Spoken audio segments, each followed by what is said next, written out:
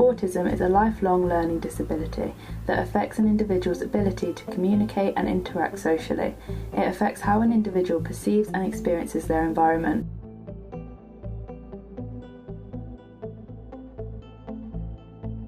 So I'd say concentration level and other people in the room.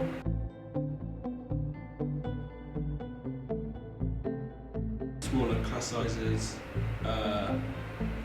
maybe one-to-one support, having more often breaks. In schools and colleges, there are often like the canteen or wherever is often really, really loud at like 1 p.m. and like bright lights and loads and loads of people and noise and weird smells, and yeah, it's terrifying. Even at uni, like, I don't go in the food court because it's just awful.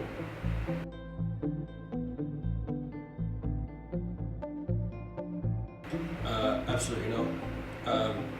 I don't think there's any support. Well, when I was in primary school and senior school, I didn't have a diagnosis, so I didn't get any support whatsoever. I think maybe they need to have more support staff, just so that all the students that actually need the support are supported enough.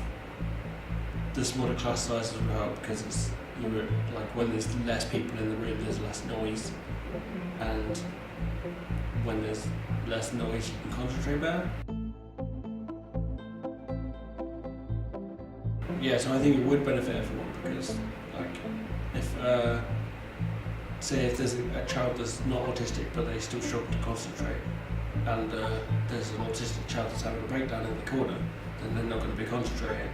Whereas if that autistic child is supported, then that child that is struggling to concentrate can concentrate.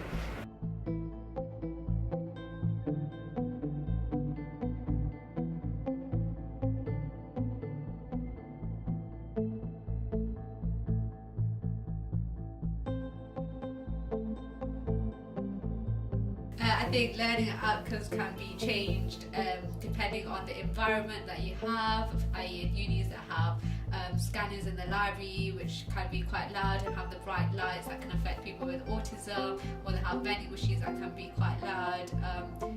Libraries can be quite crowded as well. They can try having more floors or certain areas where people with autism can go to. Uni has a lot of bright colours in the library, the computer area is all green. They could try to do it a bit more bare. In classroom like primary, they could try to give one-to-one support for them individually so they don't get distracted by other peers and students. Try to use less interactive stuff like flashing lights and PowerPoints, and try to do stuff more on whiteboards.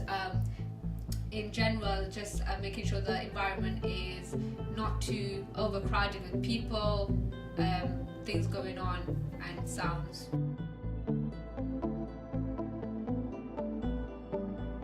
It can lead to autistic children not only having to go to special needs school, that they end up spending longer time being there, doing secondary school for longer, rather than going into mainstream school and having the same development as everyone else and developing at the same age group as everyone else. Autism is a fast-growing disorder. There are around 700,000 people on the autistic spectrum in the UK. 1 in 100 children have autism and 70% of them are educated in mainstream schools. Someone on the autistic spectrum can have hypersensitivity or hyposensitivity, which affects all of the senses.